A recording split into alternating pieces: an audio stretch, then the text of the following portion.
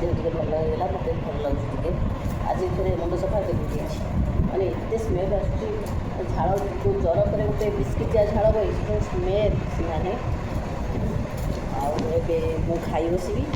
ମୋର ଆଜି ଲଞ୍ଚରେ ସବୁ କ'ଣ କରିଛି, ମାନେ ମୋର ଅତି ପ୍ରିୟ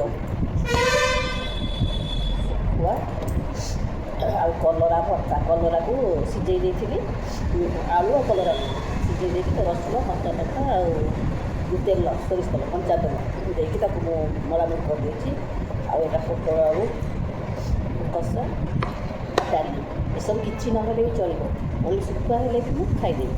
ତାପରେ ଏଇ ଯେଉଁ ଚାଉଳଟା ଆସିଛି ନା, ଏଇ ଯେଉଁ ଚାଉଳଟା ଏଇଟା କେଜି 70 ନା 75 ଟଙ୍କା ପଡ଼ୁଛି। ଏତେ ମାନେ ବଢ଼ିଆ ଚାଉଳ ଯେ, ମାନେ ଅରୁଆ ଚାଉଳଠାରୁ ବି ଛୋଟ ଦାନା, ବହୁତ ଶୀଘ୍ର ବି ହେଇଯାଉଛି।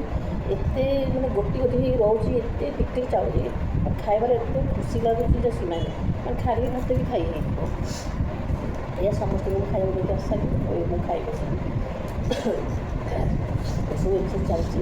ଆଜି ଟିକେ ଏତେ ଦିନ ପରେ ମାନେ ରୋଷେଇବାସ ଟିକେ ମାନେ ଫ୍ରିଲି କଲି। ଯାହା ବି କରୁଥିଲି ଗୋଟେ ଆଇଟମ୍ ଦୁଇଟା ଆଇଟମ୍ ଜ୍ୱର ଭିତରେ ବି ମାନେ ସବୁ ଥୁଆ ହେଇଛି ପରିବା ଫ୍ରିଜ୍ରେ, କିନ୍ତୁ କିଛି ବି ମୁଁ କରିପାରୁନଥିଲି।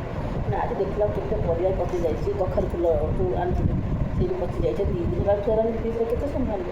ସେ ପଚିଯାଇଛି। ପୋଇ ପତ୍ର ତାକୁ କାଟିକି ସିଏ ପଚିଯାଇଛି। ମାନେ ଇଚ୍ଛା ଥିଲେ ବି ମୁଁ କିଛି ବି ମଝିରେ କରିପାରିଲି ନାହିଁ। ମାନେ ଏଇଭଳିଆ ଅବସ୍ଥା ଆସିଲା। ମାନେ ଗୋଟେ ଆଇଟମ୍ ଦୁଇଟା ଆଇଟମ୍ ବି ମୋ ପାଇଁ ସୁଗର ବି ହେଇଯାଉଥିଲା କରିବା ବି। ଯାହା ବି ସେ ସବୁ ଚାଲୁଥିଲି।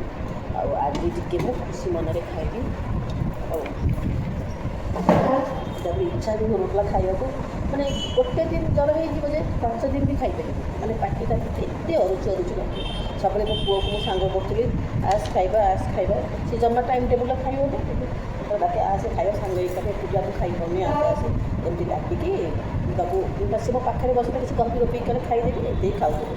ଆଜି ମୁଁ ତାକୁ କ'ଣ କରିଛି ନା, ମୁଁ ତାକୁ ବି ଡାକିଲି। ସେ କହିଲା ନାହିଁ ମୁଁ ଗରମରେ ବସିକି ଡାଇନିଂରେ ଖାଇପାରିବିନି, ତାକୁ ଏସି ରୁମ୍ରେ ଦେଇକି ଆସିଛି। ଏବେ ମୁଁ ବସିକି ଖାଇବି। ଏସବୁ ଜିନିଷ ମନେ ହେଇଛି। ଆପଣଙ୍କର କ'ଣ ତା ଭିତରୁ ପ୍ରିୟ କମେଣ୍ଟ ବକ୍ସରେ ନିଶ୍ଚୟ କମେଣ୍ଟ କରିବେ। ଯଦି ମୋ ବ୍ଲଗ୍ଟି ଆପଣଙ୍କୁ ଭଲ ଲାଗିବ, ଲାଇକ୍, କମେଣ୍ଟ, ସେୟାର, ସବସ୍କ୍ରାଇବ୍ କରନ୍ତୁ। Thank you, bye bye.